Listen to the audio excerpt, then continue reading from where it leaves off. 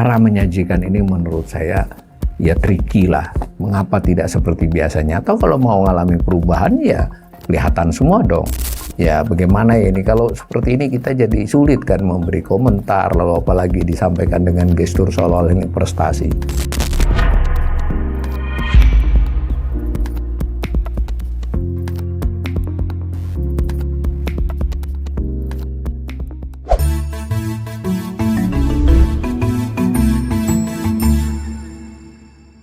Salam cerdas, Ibu Bapak, saudara-saudara yang saya hormati. Sesi asesmen kali ini menyoroti soal realisasi anggaran pendapatan dan belanja negara APBN hingga 30 November tahun 2025. Nah, datanya terutama berdasar dari publikasi Bank Indonesia yang juga disampaikan dalam siaran pers secara langsung oleh Menteri Keuangan dan jajarannya, lalu kemudian bahan paparannya diunggah di laman Kementerian Keuangan. Nah, pada tanggal 18 Desember lalu dilaporkan oleh Kementerian Keuangan itu realisasi sampai dengan 30 November, jadi tinggal kurang 1 bulan ya APBN. Nah, dalam paparan yang disampaikan berslide-slide itu 30 atau 35 slide itu yang menarik buat saya, terutama yang paling pokok ya, yaitu tabel tentang realisasi postur. Postur itu ya pendapatan, belanja, keseimbangan primer dan defisit dan pembiayaan. Nah, apa yang paling menarik ini yang saya lihat beberapa kali ini selama tahun 2025 ini, menurut saya Kementerian Keuangan bahkan setelah dipimpin oleh Pak Purbaya melanjutkan saja trik, istilah saya, tricky, menyampaikan untuk terkesan everything is okay, keadaannya baik-baik saja. Nah, dalam konteks tabel ini apa coba? Nah, 2025 sebagaimana bulan-bulan sebelumnya, tapi hanya di tahun 2025, 2024 ke sana enggak. Jadi sejak Sri Mulyani sudah dimulai nih cara ini, yaitu menyampaikan hasil atau kinerja capaian dikaitkan dengan LAPSEM. LAPSEM itu laporan semesteran, outlook ya. Ini dimulai mulai bulan Juli ya, Agustus, September, mulai Agustus. Mengapa LAPSEM atau outlook itu sebenarnya adalah perakiraan realisasi, bukan APBN. APBN-nya diputuskan di akhir tahun 2025 dalam bentuk undang-undang karena ditetapkan bersama, dibahas dan ditetapkan bersama dengan DPR. Yaitu namanya kan target target atau sasaran. Lalu realisasi 2 bulan bagaimana, 3 bulan dan seterusnya. Kan berapa persen sudah tercapai. Kan seperti itu cara yang lazim dan itu dilakukan selama ini. Kecuali mulai beberapa bulan terakhir. Jadi di akhir masa jabatan Sri Mulyani dimulai. Patokannya adalah outlook. Outlook itu apa? Outlook itu adalah ketika bulan Juli pemerintah, Menteri Keuangan dalam hal ini menyampaikan kepada DPR capaian selama 6 bulan, 1 semester. Lalu 6 bulan berikutnya disebut prognosis, ya prognosis perakiraan. Ditambahkan disebut outlook, itu laporan semesteran. Jadi nilai prognosis itu ditambah dengan realisasi 6 bulan atau outlook itu adalah sebetulnya perakiraan. Lalu bagaimana kita mengukur kinerja di bulan ke-9, 10, 11 ini November ini dengan perakiraan di pertengahan tahun? Kan nggak bisa dong kita mengukur prestasinya. Harusnya mengukurnya dengan APBN, ya toh? Kecuali di pertengahan itu ada APBN perubahan atau Perpres pada waktu tahun 2020 kan 21, 22 yang diberi kesempatan pemerintah dengan undang-undang tertentu buat Perpres yang berfungsi sebagai APBN perubahan. Itu trik pertama. Apa kalau dirubah itu? Ya dirubah, misal nih pendapatan di sini menurut Outlook 2.865,5 triliun. Ya kan? Maka capaian yang sudah di bulan November ini mencapai 82,1%. Karena capaiannya 2.351,5. Nah, tapi kalau kita lihat APBN-nya sendiri 3.005, kan pasti persentasinya lebih kecil. Ini contoh saja ya. Itu satu yang menurut saya enggak. Ya, mengapa sih enggak terus terang saja? Enggak apa-apa, kan kita juga bisa memaklumi, apalagi kalau ada pengaruh ini kondisi begini-begini. Nah, yang kedua tahun 2024 ini baru pertama ini, bulan-bulan lalu tidak begini. realisasi sampai dengan November itu dikaitkan dengan LKPP, bukan dengan APBN. LKPP itu apa? LKPP itu realisasi di tahun 2024. Menurut pertanggungjawabannya kan laporan pemerintah pusat. Loh, mestinya kan capaian dikaitkan dengan APBN-nya kalau LKPP itu nanti setelah setahun. Itu trik kedua ya. Ini sama menurut saya karena untuk menyamarkan beberapa capaian bahwa ya bagaimana ya ini kalau seperti ini kita jadi sulit kan memberi komentar lalu apalagi disampaikan dengan gestur seolah-olah ini prestasi. Nah, jadi saya pertama asesmen saya cara menyajikan ini menurut saya ya tricky lah. Mengapa tidak seperti biasanya? Atau kalau mau ngalami perubahan ya kelihatan semua dong. Tuh ya. Nah, saya untuk asesmen kali ini hanya menyoroti satu bagian saja, yaitu pendapatan. Nanti asesmen berikutnya akan belanja dan defisit ya. Nah, bagaimana dengan pendapatan negara? Nah, pendapatan negara saya olah data selama 9 tahun terakhir ya. Nah, 9 tahun terakhir tapi khusus capaian sampai 30 November kan fair. Sampai 30 November masing-masing. Lalu dikaitkan dengan presentasi APBN-nya. Atau kalau ada APBN perubahan atau perpres ya dengan perpresnya. Nah, tadi di atas tadi ini pendapatan mencapai 82,1%. Kalau dari APBN-nya hanya 78,25%. Jadi 2.351,5 triliun itu memang 82% lebih dari outlook. Lah, outlook-nya sendiri perkiraan kok. Kalau dengan target APBN-nya baru 78,25%. Nah, kita kaitkan dengan tahun-tahun sebelumnya. Nah, selama 11 bulan masing-masingnya. Apa yang kita lihat? 2.357 itu secara nominal adalah pendapatan negara terendah selama 4 tahun terakhir. Nah, jangan lihat COVID ya 2021. Kalau ini kita gambar di tahun-tahun sebelumnya, pendapatan itu naik ya. Mengapa? Sederhana aja, misalnya PPN, itu kan terkait dengan harga barang dan jasa, ada inflasinya, kalau ada kenaikan harganya. Jadi kalau naik sedikit itu belum tentu bagus sebenarnya. Kalau turun sudah berarti jelek. Nah, jadi ini fakta yang saya kira ya nggak apa-apa kan terus terang. Justru kalau pendapatannya nggak tercapai begitu, lalu langkah pemerintah apa? Misal kalau tidak bisa lagi memperbaiki pendapatan, ya menghemat dong. Nah, tapi kalau dengan cara disamarkan itu kan menjadikan nanti juga tidak pas antisipasinya. Ini fakta pertama ya, bahwa hanya mencapai 78,25% dari target. Tinggal sebulan lagi. Nah, saya kembali ke slide yang awal tadi. Di sini juga menariknya, karena Pak LKPP ingin menunjukkan nih, ada realisasi selama bulan Desember. Nggak pernah ada penyajian itu. 358,1 triliun. Maksudnya apa? Maksudnya biarpun baru 87,4% di November 2024, dengan di bulan terakhir itu pendapatan melonjak. Sehingga nanti capaiannya bisa mencapai 100% bahkan, kan gitu. Karena tambahannya besar. Nah, itu yang dimaksudkan, meskipun baru 2.351,5 berdasarkan pengalaman tahun lalu, di bulan Desember ini akan banyak. Nah, tapi itu kan tahun lalu itu yang melonjak banyak itu salah satunya PNBP. Tapi nggak apa-apa lah, saya hanya ingin menyampaikan kepada pemirsa saya ini ya begini. Biasanya di bulan November itu ada yang bahkan sudah melebihi target di tahun 2022. Pasti di atas tahun 24, 88,94. Sebelumnya 93,32, sekarang 78,2.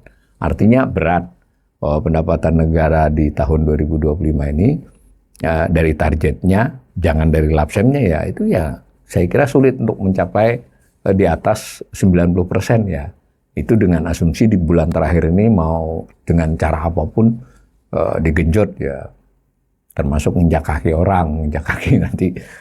Konteksnya adalah perpajakan, itu 78,5%. Kemudian bagaimana nominal yang sama dengan tadi, itu dibandingkan dengan tahun sebelumnya, turun memang. Ini khusus November ya, turun 5,66%. Nah, kalau kita lihat gambar ini, memang tahun lalu, 2024 juga sudah turun, tapi naik sedikit 1,28%. Jadi 5,66% turun ini adalah terendah kecuali saat pandemi. 2020 kan drop banget.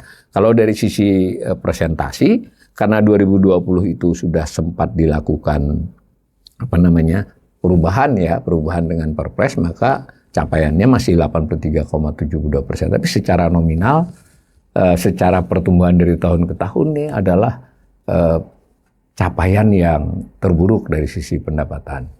Nah, kenaikannya negatif, berarti kontraksi. Apakah sampai akhir tahun nanti bisa menutupi ini? Belum tentu. Potensinya kelihatannya tetap akan terjadi kontraksi. Karena di November 2024 itu sebulan terakhirnya juga digenjot. Nah, kalau ini sebulan terakhirnya juga digenjot, ya kan secara growth, secara pertumbuhan ya mungkin kisaran negatif juga tetap. Dan itu langka ya. Pendapatan negara kontraksi itu langka, hanya terjadi di tahun 2020. Nah, kemudian komponen utama dari pendapatan itu adalah penerimaan perpajakan. Ada dua ya, tadi di tabel ada penerimaan perpajakan dan penerimaan negara bukan pajak. Nah, penerimaan perpajakan kembali saya juga mengaitkannya dengan target APBN, bukan dengan lapsem atau outlook. Capaiannya baru 76,43%. Nilainya 1.903,9 triliun. Kalau sebulan terakhir digenjot, katakanlah bisa mencapai 12-13% ya dari target, maka tetap akan ada shortfall 10%. Shortfall itu persentasi kurangnya dari target. Dan itu belum pernah terjadi kalau shortfall sampai segitu. Nah, perpajakan ya. Tahun lalu kalau saya tidak salah itu perpajakan itu malah shortfallnya tipis ya, hanya 2, kurang dari 3. Nah, karena di perpajakan memang ada bea dan cukai ya, itu yang agak membantu. Nah, lalu tahun ini kelihatannya shortfall-nya bisa, kalau di sebulan terakhir tidak ada extra effort itu ya bisa saja shortfall-nya mencapai 10%. Tapi logikanya karena ada extra effort mungkin nanti shortfall-nya di kisaran 7-8% dan itu pun tertinggi. Nah, kalau dari sisi pertumbuhan, angkanya sama ya dengan ini, 1.903 dikaitan tahun lalu, dan itu juga capaian terendah secara presentasi. Kalau secara nilai, dia terendah selama 3 tahun terakhir. Jadi capaian 2025 selama 11 bulan itu lebih rendah dari 2024 dan 2023. Secara presentasi, dia terendah selama bertahun-tahun ini, kecuali saat-saat lampau ya. Nah, kemudian bagaimana dengan pertumbuhannya ini? Kontraksi juga. Khusus perpajakan kontraksi, min 2,18%. Itu juga langka. Secara presentasi pertumbuhan ini kita lebih rendah dibandingkan tahun sebelumnya itu terjadi hanya di tahun 2020. Ya, mengapa? Saya ulangi sekali lagi ya. Perpajakan itu ya yang besar itu PPN, PPH. Sebutlah PPN. PPN itu kan terkait dengan transaksi barang dan jasa, dan itu harga kan, harganya kan ada kenaikan. Jadi kalau naik tipis sebetulnya secara kinerja tidak meningkat baik. Kalau turun ya berarti berat. Ini perpajakan ya. Nah, secara lebih khusus lagi perpajakan itu terdiri pajak, lalu bea dan cukai sesuai dengan instansi eselon 1-nya itu. Bea itu ya bea masuk, bea keluar, cukai ya cukai yang terbesar, cukai hasil tembakau dan semacam itu. Nah, kalau khusus pajak berarti PPN, PPH, pajak lainnya, lalu ada PBB. Tapi PBB untuk pusat ini PBB yang pertambangan dan perkebunan itu ya, bukan PBB rumah dan lain-lainnya, itu miliknya daerah. Nah, kalau dilihat begini, capaiannya hanya 74,65%. Sekali lagi saya mengukurnya dari APBN. Ya, perhatikan. Itu juga sangat rendah. Artinya kemungkinan besar sekalipun ada usaha keras di sebulan terakhir itu akan di bawah target. Tapi memang di bulan Desember biasanya gede ya pajak ini. Ya di sini kita nanti akan asesmen sendiri ya, ini yang ditengarai sebagian pihak dipaksa bayar. Meskipun dipaksa itu artinya kalau dia kelebihan nanti dia bisa restitusi di tahun berikutnya. Nah, itu nanti jadi masalah tersendiri karena dia dipaksa bayar di bulan Desember dan sudah tahu ini sengaja lebih bayarnya, nanti ada restitusi dikembalikan karena untuk menyelamatkan APBN ini misal ya. Tapi kan tidak ada data-data yang diberitahu kita tentang itu. Tapi sebutlah dinaik-naikkan sampai 10% atau berapa persennya, 85, ya tetap ini akan pertama kali mungkin shortfall pajak ya, bukan perpajakannya, itu mencapai 2 digit. Kalau itu terjadi bukan hanya mungkin selama era reformasi itulah shortfall pajak terbesar ya, kalau dikaitkan dengan target APBN. Ya, selanjutnya lagi, ini saya ambilkan dari paparan rilis kemarin tanggal 18 Desember. Dan ini sudah dilakukan sejak Januari ya. Pokoknya selama 2025 ini hanya pernah libur 1-2 bulan APBN kita. Itu mulai ada tradisi menyajikan realisasi bruto dan realisasi neto. Tadi yang saya gambar di sini tadi, ini neto semua. Karena kan buat pemerintah yang penting masuk berapa kan, buat APBN maksudnya. Ya ini kan. Tapi rupanya untuk menunjukkan kepada publik, entah apa maksudnya ya, bahwa ya kita tidak seburuk penurunan yang saya gambarkan tadi. Karena sebenarnya penerimaan brutonya itu besar. Tumbuh tetap. Loh kok netonya jadi segitu? Ya karena harus restitusi. Orang yang tahun lalu bayarnya kebanyakan atau di awal tahun bayarnya kebanyakan. Meskipun ada juga bagian-bagian lain yang terkait belanja pajak dicantumkan. Saya sendiri tidak bisa memastikan ya seberapa yang restitusi, seberapa yang belanja perpajakan. Karena belanja perpajakan ada laporannya sendiri. Sayangnya ya keterbukaan tentang hal ini kurang. Kita hanya bisa mengolah data-data seperti ini. Tapi apapun menurut saya, mengapa pajak brutonya itu disajikan? Semacam mau membantah. Ini ekonomi sebetulnya nggak buruk-buruk amat. Pajak brutonya tetap naik. Nah ini. Sampai November itu 1985. Padahal tahun lalu 1947. Kalau mau fair, mari kita lihat dari tahun ke tahun berapa persentase pajak bruto itu. Karena tidak ada loh target pajak bruto itu tidak ada di APBN masalahnya. Yang ada kan adalah target pajak. Pajak bagian dari perpajakan, perpajakan bagian dari pendapatan. Nah yang ini 1634,43 triliun kan tadi yang saya buat grafik tadi dikaitkan dengan capaian tahun-tahun sebelumnya selama 9 tahun terakhir. Ya, di sini disebut 78,7%. Itu dari outlook. Kalau dari APBN hanya 74%. Nah, jadi maksudnya apa ini? Saya kira fair sajalah pemerintah Menteri Keuangan. Kalau brutonya besar itu berarti dulu juga nginjek kaki dong. Atau orang lain terpaksa bayar lebih dulu untuk memperbaiki buku. Nah kalau diulangi lagi tahun ini, tahun depan ya selisih bruto dengan itu gede lagi. Nah sedangkan yang ini adalah bea cukai. Nah bea cukai ini kelihatannya bisa mencapai target APBN. Targetnya 301,6.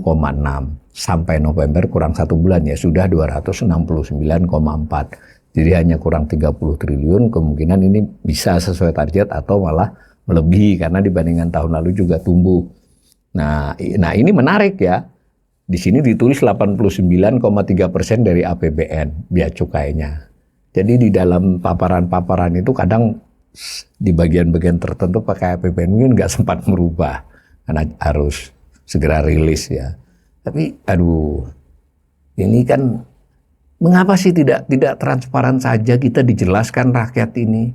Ekonom seperti saya juga biar bisa menilainya secara objektif. Yang bagus ya kita akan bisa garis bawahi ya. Tapi begini kan justru kita agak khawatir kalau cara-cara mengolah data, menyajikan data seperti ini tidak bohong, tapi nyamar. Bruto tuh memang ada, neto ada, tapi yang urgent kan netonya. Ini bea cukainya ya. Nah, bagaimana dengan penerimaan negara bukan pajak PNBP? Nah, ini disajikan nih, udah kelihatan. Ini rinciannya. Yang didapatkan sudah 444,9 triliun sampai dengan 30 November. Itu 94,2% dari outlook. Nanti kita lihat kalau dari APBN berapa persen. Terdiri dari SDA migas, SDA non migas, KND itu apa? Kekayaan negara yang dipisahkan, yang BUMN, yang dividen BUMN terutama. Sebenarnya sesekali ada juga bagi dari badan lain, tapi umumnya dari BUMN. Lalu PNBP lainnya, lalu Badan Layanan Umum. Nah, ini kan kelihatan gambarnya. Nah, saya jadi dikatakan juga ini semacam untuk pledoi bahwa kondisi penerimaan negara sumber daya alam itu mengalami tekanan. Nah, karena harga komoditas yang relatif lebih rendah dibandingkan di tahun 2022, 2021, dan yang penting harga itu kemudian membuat produksinya pun tidak dioptimalkan. Nah, kalau saya gambar dalam bentuk yang lebih panjang ya begini. Nah, 86,62% itu dari APBN ya. Nah, perhatikan di tahun-tahun lampau, PNBP inilah yang menjadi untuk mengoffset perpajakan. Jadi ketika perpajakan sedikit di bawah target, tapi PNBP-nya melampaui, maka keseluruhan pendapatan itu mendekati 100 atau bahkan 100%, seperti terjadi 2024. Tapi tahun ini ketika perpajakan sangat tertekan, PNBP juga tertekan, ya. Antara lain penekanan pada PNBP itu kalau dari sisi nominal ya, itu adalah karena dividen BUMN diberikan kepada Danantara. Nah, APBN kan masih naruh itu. Sementara kalau di Outlook memang sudah ditaruh yang bagiannya Danantara sudah dikasih. Nah, tapi intinya ini kan adalah capaian yang tidak di bawah 3 tahun sebelumnya. Jadi 4 tahun terakhir ini adalah PNBP terendah. Maka sampai akhir tahun nanti tinggal sebulan ya. Saya kira ini juga tidak bisa mengoffset mengurangi ketidaktercapaian dari perpajakan tadi. Di perpajakan relatif yang bisa tercapai hanya bagian bea dan cukai. Nah, jadi ini kelihatannya PNBP ini merupakan fenomena di mana selama ini PNBP lebih sering membuat pendapatan negara kinerjanya jadi baik. Bisa juga sih karena PNBP juga ditargetkan tidak terlampau tinggi sehingga bisa dilewati tahun ini kelihatannya berat gitu ya. Nah, ini secara pertumbuhan, ini tadi secara presentasi dari APBN, yang ini secara pertumbuhan. Tahun lalu sebenarnya sudah dialami penurunan PNBP itu sudah min 3,99%, terutama karena PNBP sumber daya alam ya, baik migas maupun non migas yang tambang. Nah, tahun ini kontraksinya lebih dalam karena ada pemindahan ke Danantara ya. Jadi saya kira ini tantangan serius ya buat pemerintah. Untuk sebulan terakhir extra effort kayak apapun nggak bisa nutup ini. Kalau perpajakan tadi bisa, tapi tidak akan mencapai target juga. Nah, saya simpulkan ya, dari uraian tadi, pendapatan negara sampai dengan 30 November 2025 itu berkinerja buruk. Dan nyaris bisa dipastikan tidak akan mencapai target APBN 2025 hingga akhir tahun nanti. Nah, penerimaan perpajakan salah satu komponen dari pendapatan negara, khususnya penerimaan pajak. Perpajakan kan ada pajak, ada bea dan cukai, 2 kelompok besar. Itu akan alami shortfall tertinggi. Sejauh ini November sudah shortfall tertinggi. Sebulan terakhir nanti menurut saya tetap akan itu. Jadi bahkan shortfall itu presentasi ya, bukan nominalnya, bisa di bawah pandemi loh. Nah, penerimaan pajak itu sendiri itu sudah diakui biasa oleh para pengamat, itu mencerminkan dinamika perekonomian, terutama terkait dengan PPN dan PPH. PPN pajak pertambahan nilai itu transaksi, PPH perorangan maupun PPH badan mencerminkan orang memperoleh hasil pendapatan seberapa lalu dia bayar pajak, itu PPH. Kalau dia turun berarti itu kondisinya lesu sepanjang tahun 2025. Yang bahkan kalau dilihat datanya 2020 sudah mulai. Tetapi itulah narasi ketika APBN kita ini maupun narasi lainnya, bahkan tidak jarang menteri atau bahkan presiden itu belum pernah kondisi sebaik saat ini, kita bersiap untuk tumbuh berlari kencang. Tapi angka APBN-nya seperti ini ya. Nah, menurut saya sebulan ini ya apapun yang dilakukan hanya akan bisa sedikit memperbaiki.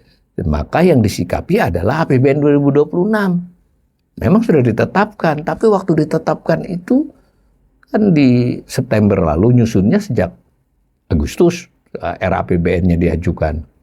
Ya, bisa dikatakan itu buatan sampai bulan Juli ya, sampai awal Agustus saja.